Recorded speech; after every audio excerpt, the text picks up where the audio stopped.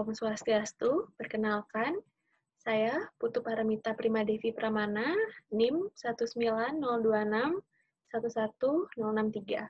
Saya merupakan dokter muda di Departemen Anestesiologi dan Terapi Intensif, FK Unut RSUP Sanglah, periode 1 Juni hingga 14 Juni 2020. Pada kesempatan ini, saya akan menjelaskan mengenai manajemen nyeri. Jadi, menurut the International Association for the Study of Pain tahun 1979, nyeri merupakan pengalaman tidak menyenangkan, baik sensorik dan emosional, yang terkait dengan kerusakan jaringan aktual atau potensial, atau sepertinya ada kerusakan jaringan. Suatu pengalaman yang tidak menyenangkan ini, jika seorang dicubit namun senang, itu bukanlah nyeri. Jadi, nyeri di sini harus unpleasant atau pengalaman yang tidak menyenangkan. Tidak hanya sensori, tapi juga emotional experience. Dalam artian, jika kondisi emosional seseorang sedang baik, maka tidak akan merasakan nyeri. Berhubungan dengan aktual dan potensial tissue damage, di sini, aktual tissue damage di sini berarti memang karena ada kerusakan jaringan. Kalau potensial tissue damage dapat berarti hampir ada, akan ada, ataupun sudah ada ancaman. Misalkan, tidak semua cubitan atau panas itu berbahaya, tapi begitu kita tersentuh sesuatu yang hangat saja, kita sudah bisa tahu, seperti ada kerusakan jaringan. Berdasarkan definisi tersebut, nyeri merupakan suatu gabungan dari komponen objektif, yaitu aspek fisiologi sensori nyeri, dan komponen subjektif, yaitu aspek emosional dan psikologis. Kurangnya pemahaman mengenai mekanisme nyeri akan menghambat manajemen nyeri tersebut. Pada kesempatan ini, saya akan menjelaskan mengenai mekanisme perjalanan nyeri, bagaimana penilaian nyeri, apa saja jenis-jenis nyeri, dan manajemen nyeri menurut WHO. Yang pertama, saya akan menjelaskan mengenai mekanisme perjalanan nyeri. Yang pertama, ada nociception with pain. Di sini diartikan sebagai seseorang merasakan nyeri memang karena ada stimulasi dari kerusakan jaringan. Di sini ada 4 tahap, yaitu transduksi, transmisi, modulasi, dan persepsi. Yang pertama, saya akan menjelaskan transduksi terlebih dahulu. Jadi, proses di mana stimulus noxious diubah menjadi impuls elektrikal pada ujung saraf. Suatu stimuli kuat, yaitu notion stimuli, seperti tekanan fisik, kimia, suhu, dirubah menjadi suatu aktivitas listrik yang akan diterima ujung-ujung saraf perifer, yaitu nerve ending, atau organ-organ tubuh seperti reseptor Meissner, Merkel, corpusculum Pacini, maupun Golgi-Mazzoni. Kerusakan jaringan karena trauma, baik itu trauma pembedahan ataupun trauma lainnya, menyebabkan sintesa dari prostaglandin, di mana prostaglandin inilah yang akan menyebabkan sensitisasi dari reseptor-reseptor nociceptif dan keluarnya zat-zat mediator nyeri seperti histamin, serotonin yang akan menimbulkan sensasi nyeri tersebut. Setelah transduksi, dilanjutkan dengan transmisi. Jadi, transmisi ini merupakan proses penyaluran impuls melalui saraf sensori, melalui serabut saraf A delta dan serabut C, dari perifer ke medula spinalis, di mana impuls tersebut mengalami modulasi sebelum diteruskan ke talamus oleh tractus spinothalamikus dan sebagian ke tractus spinoreticularis. Selain serabut saraf A delta dan C, ada juga serabut A alpha beta. Serabut ini menghantarkan sensasi selain nyeri. Jika serabut terangsang semuanya dan dominan A beta, maka seseorang tidak akan merasakan nyeri. Sebagai contoh, jika seseorang dokter menyuntikkan pasien anak sambil mengusap-ngusap, serabut A alpha atau beta, A delta, dan C terangsang. Dan ternyata rangsangan dari A alpha atau beta yang dominan, dan jika pusat perhatian pasien teralihkan, pasien tidak akan terasakan nyeri. Sebaliknya, jika seorang dokter langsung menyuntikkan sehingga hanya serabut saraf A delta dan C yang teraktivasi, pasien akan merasakan nyeri. Selanjutnya adalah proses modulasi, yaitu perubahan dari transmisi nyeri terjadi di medula spinalis dan otak. Afferent input dari proses di spinal cord dan terjadi interaksi antara sistem eksitasi dan inhibisi. Proses terjadinya interaksi antara sistem analgesik endogen yang dihasilkan oleh tubuh kita dengan input nyeri yang akan dimasukkan ke cornu posterior medulla spinalis merupakan proses ascendant yang dikontrol oleh otak. Cornu posterior sebagai pintu dapat terbuka dan tertutup untuk menyalurkan impuls nyeri. Untuk analgesik endogen seperti enkefalin, endorfin, serotonin, maupun noradrenalin. Inilah yang menyebabkan persepsi nyeri sangat subjektif pada setiap orang.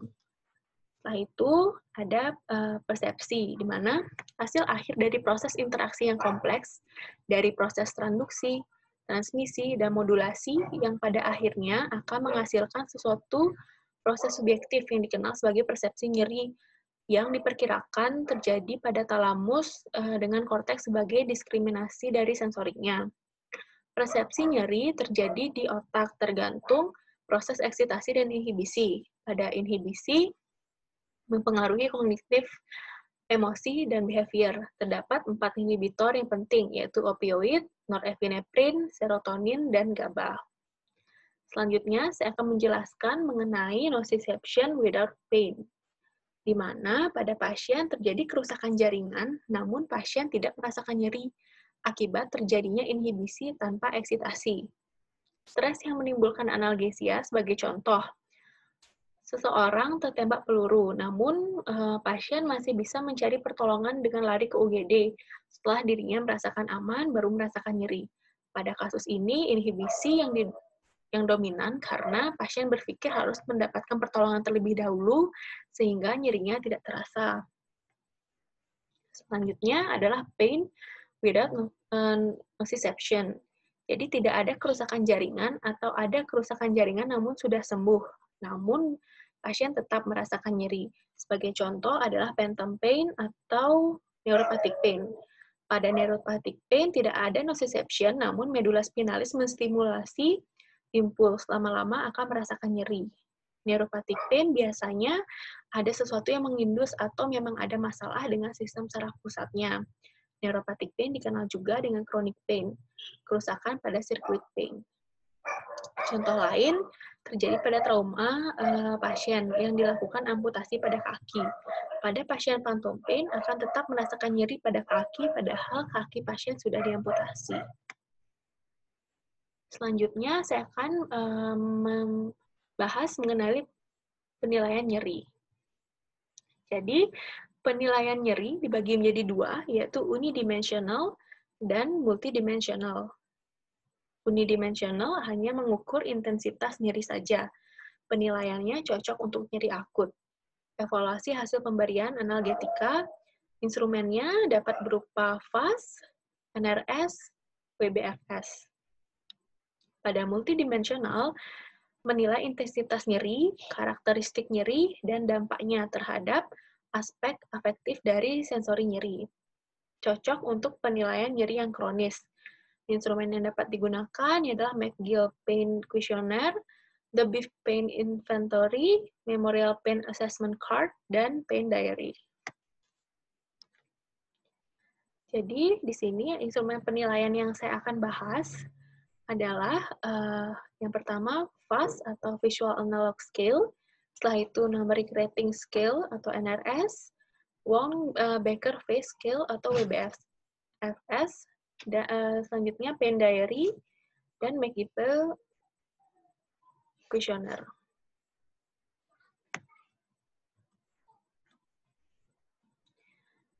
Yang pertama adalah Visual Analog Scale atau VAS, adalah cara yang paling banyak digunakan untuk menilai nyeri. Skala linear ini menggambarkan secara visual gradasi tingkat nyeri yang mungkin dialami oleh pasien. Rentang nyeri diwakili sebagai garis panjang 10 cm dengan atau tanpa tanda pada setiap sentimeternya. Tanda pada kedua ujung garis ini dapat berupa angka atau pernyataan deskriptif. Ujung yang satu mewakili tidak ada nyeri, sedangkan ujung yang lain mewakili rasa nyeri yang terparah yang mungkin terjadi pada pasien. Skala yang dapat dibuat vertikal atau horizontal. FAS juga dapat diadaptasi menjadi skala hilangnya atau reda rasa nyeri. digunakan pada pasien anak di atas 8 tahun dan pada dewasa. Manfaat utamanya adalah penggunaannya sangat mudah dan sederhana. Namun untuk periode pasca bedah, FAS tidak banyak bermanfaat karena FAS memerlukan koordinasi visual dan motorik serta kemampuan konsentrasi dari pasien. Selanjutnya adalah Numerical Rating Scale atau NRS. Jadi skala ini menggunakan angka-angka dari 0 sampai 10 untuk menggambarkan tingkat nyeri. Dua ujung ekstrim juga digunakan pada skala ini, sama seperti FAS. Skala numerik verbal ini lebih bermanfaat pada periode pasca bedah karena secara alami verbal atau kata-kata tidak terlalu mengandalkan koordinasi visual dan motorik. Namun kerugiannya pada numeric rating scale ini pasien harus mampu mengenali angka. Jadi tidak bisa digunakan pada pasien yang belum dapat mengenali angka. Selanjutnya adalah Wong-Baker Face Scale, yaitu skala nyeri ini terdiri atas 6 wajah dengan profil kartun untuk menggambarkan wajah yang sedang tersenyum, untuk menandai tidak adanya rasa nyeri yang dirasakan. Kemudian secara bertahap meningkat menjadi wajah yang kurang bahagia, wajah sedih, sampai wajah yang sangat ketakutan, yang berarti skala nyerinya dirasakan sangat nyeri. Digunakan pada pasien dewasa dan anak di atas 3 tahun yang dapat menggambarkan intensitas nyerinya dengan angka, atau pasien yang belum mampu mengenali angka dan berhitung. Namun, kerugian pada Wong-Baker Face Scale ini tidak dapat digunakan pada anak yang kurang dari 3 tahun. Selanjutnya adalah McGill-Pain Questionnaire. Jadi di sini menilai kualitas dan kuantitas nyeri dari deskripsi unik nyeri. Terdiri dari 4 bagian, yaitu gambar nyeri, indeks nyeri, pertanyaan-pertanyaan mengenai nyeri terdahulu dan lokasinya, indeks intensitas nyeri yang dialami saat ini, terdiri atas 78 kata sifat atau adjektif yang dibagi ke dalam 20 kelompok. Setiap set mengandung sekitar 6 kata yang menggambarkan kualitas nyeri yang makin meningkat. Kelompok 1-10 menggambarkan kualitas sensorik nyeri, misalkan waktu, temporal, lokasi, spasial, suhu, thermal. Kelompok 11-15 menggambarkan kualitas efektif nyeri, misalnya stres, takut, sifat-sifat otonom. Kelompok 16 menggambarkan dimensi evaluasi, dan kelompok 17-20 untuk keterangan lain-lain dan mencakup kata-kata spesifik untuk kondisi tertentu. Penilaian menggunakan angka diberikan untuk setiap kata sifat, dan kemudian dengan menjumlahkan semua angka berdasarkan 10 pilihan kata pasien, maka akan diperoleh angka total. Jadi, di sini metode ini menggunakan checklist yang mendeskripsikan gejala nyeri yang dirasakan, menggambarkan nyeri sebagai beberapa aspek, yaitu ada sensorik, afektif, dan kognitif. Keuntungannya dapat memberikan nyeri neuropatik dan nosiseptif, namun kerugiannya beberapa pasien sulit memahami kosakata dari skala nyeri ini. Selanjutnya adalah Pain Diary. Adalah catatan tertulis atau lisan mengenai pengalaman pasien dan perilakunya. Jenis laporan ini sangat membantu untuk memantau variasi status penyakit sehari-hari dan respon pasien terhadap terapi.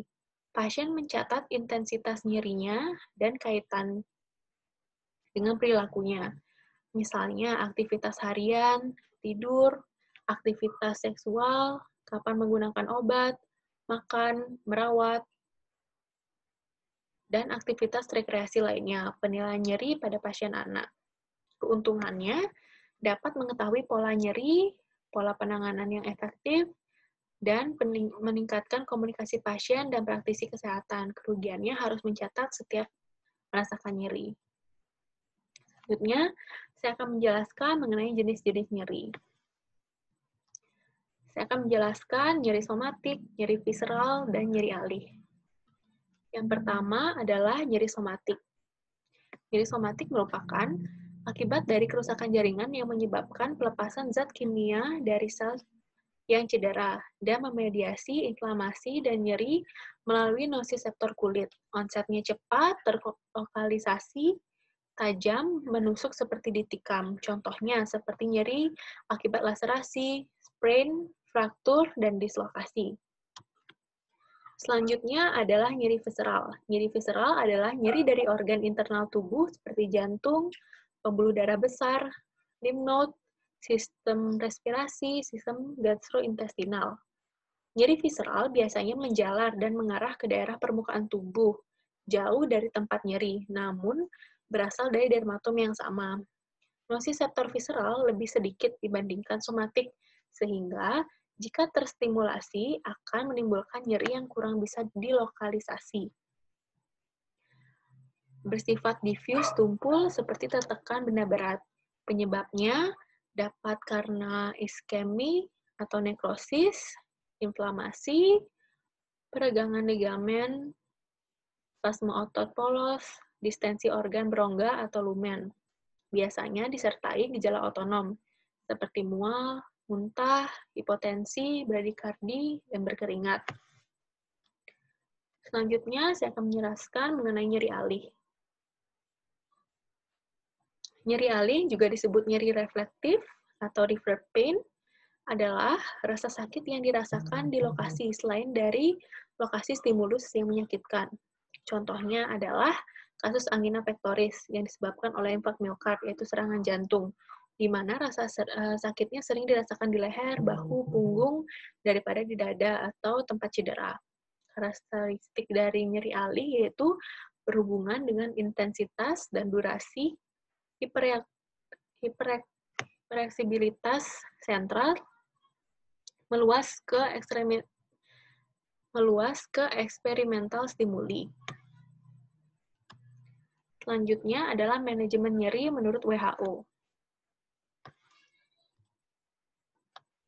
Pada tahun 1986, WHO mengembangkan 3-step analgesic ladder, yaitu hilangkan nyeri kanker dengan tumor pasca operasi, radioterapeutik, psikologis, dan modalitas rehabilitatif.